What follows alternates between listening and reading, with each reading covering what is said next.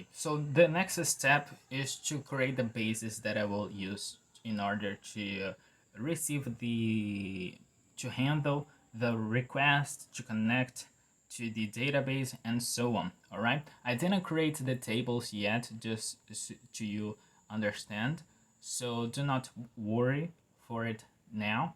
I will go to the backend part. All right, so the first thing we have to open the PHP tag, that is this one, and I will declare a variable to store my database info. All right, so to declare and actually to handle as well variables in PHP, we use $sign. So I will use something like database,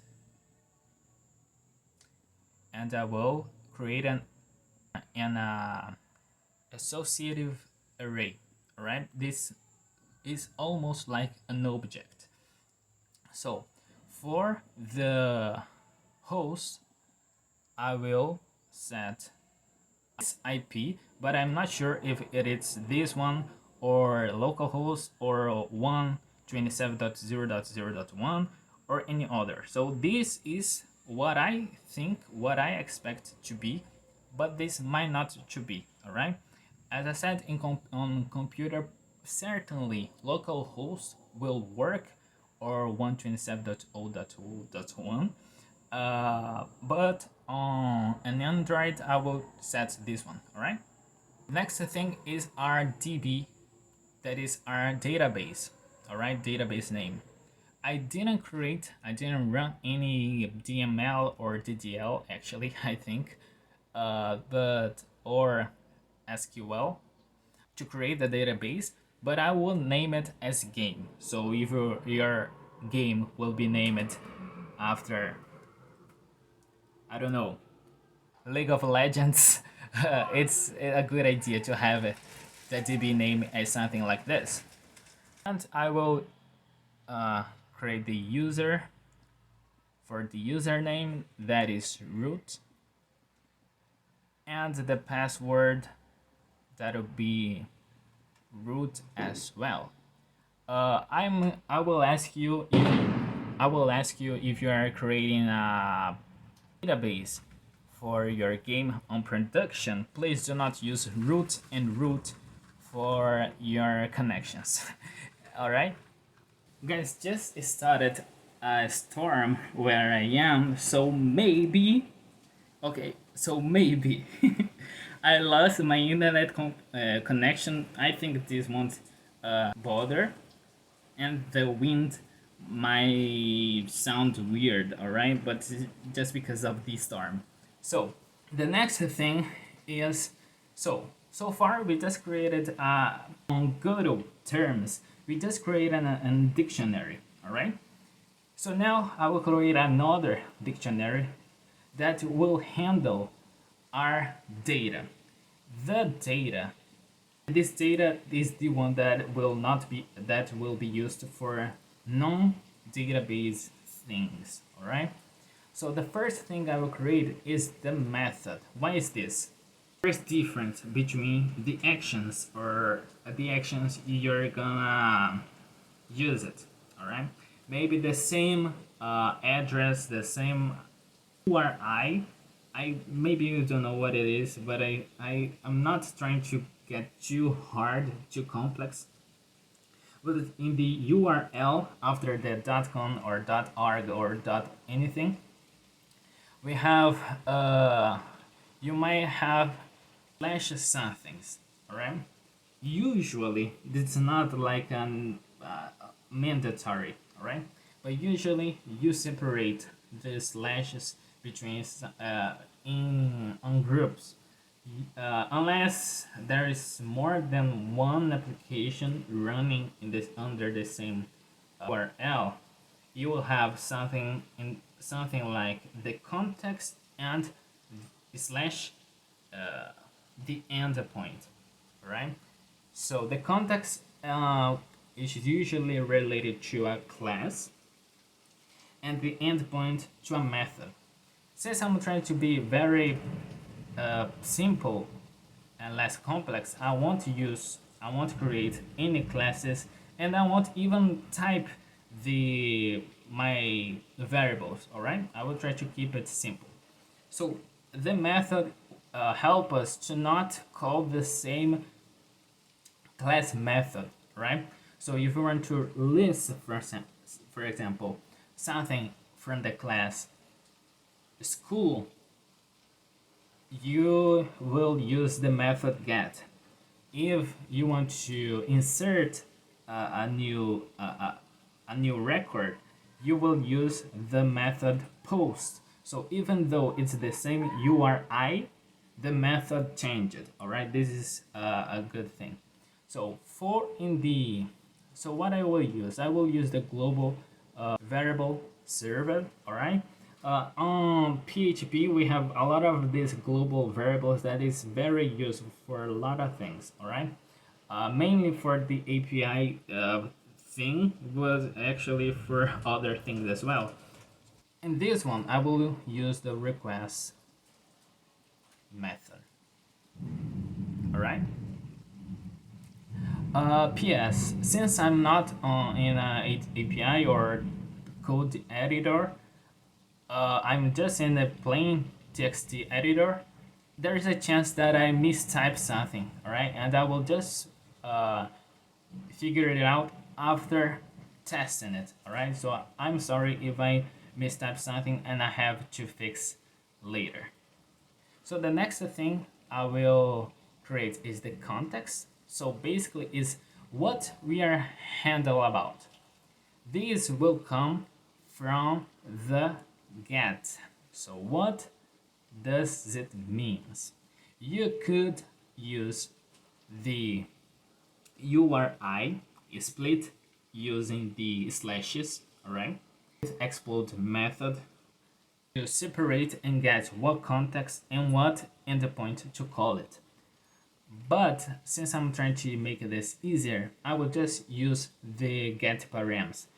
Get params is the parameter in the URL that you might face something like this. So this is example equals to something like 9, and another equals to 8, for example. So anything after question mark something equals to a value and something equals to another value, these are get params. So these the context will be needed to be explicit in the URL, in the request.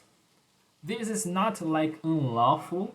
Usually it is in the URI, as I'm saying.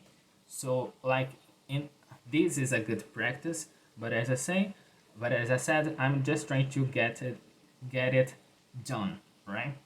So using this, the request will be something like this: URL example.com slash or question mark slash question mark context something, all right, and the endpoint.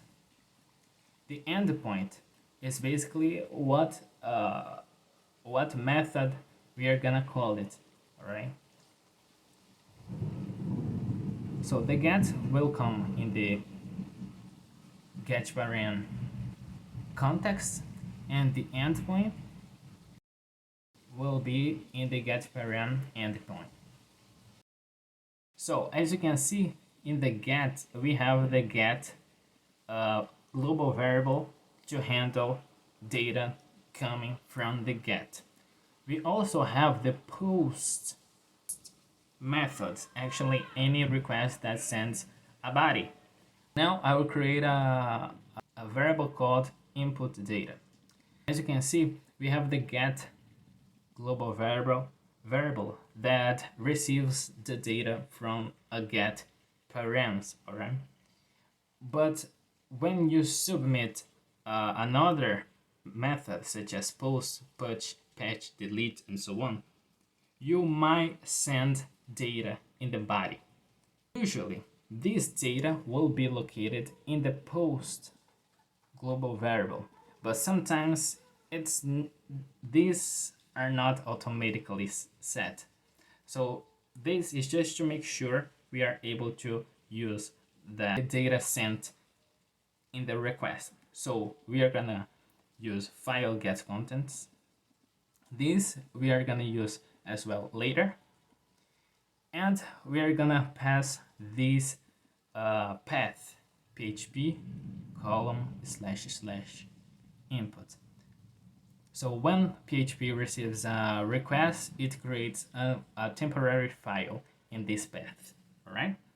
So after it, we check the difference between a GD script and PHP. As you can see, we also gotta use parentheses and curly braces, as well semicolon. So we check if input data is empty, we'll set at least instantiate std class. All right, so at least this input data is not null.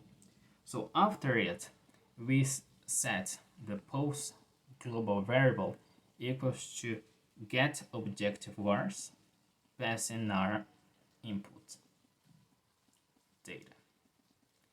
Why is this? Get objective vars basically get data for something for an object and transform into associative array, such as this up there. So it's almost like I take a class, like in Godot, and transform into a dictionary. I will set the data, the one that also have our method, endpoints, and context, is equal to array merge the data itself, all the get parents data, and all post data. On PHP there is a lot of native functions, as well Godot. All right, Godot also have a lot of native functions, all right.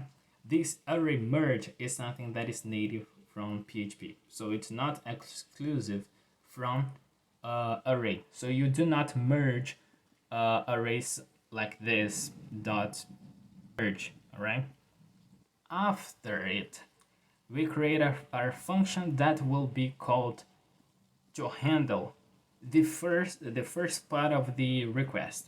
So I'll call it index, and this index will have the parameter data. All right, I will type it just so you can understand that I'm able to type things, and I will call it in here. All right, index passing our data variable. So in theory, this will come to here. I will echo. This is basically a way to print data, and I will actually no. I will just cover var dump. This var dump is a way to debug all the data coming from a variable. All right. Lastly, let's create a function called response. The response method will have the response data and the code void as well. So for API, we usually have two things: the response data that will come from the server. I will set equals to 200 by default. All right. And this status code. The status code is something that will might or might not trigger an exception. The trigger the try catch in the application that is consuming the API. So setting the correct code is really important. All right. So to make it, I will call the native function http response code. Pass in our code equal, and I will use JSON encode. This JSON encode is just a way to parse to stringify a data. So this will stringify our response data. But since this is not being called anywhere, so this won't be used for now. All right, so I will save it. And let's go to the next step.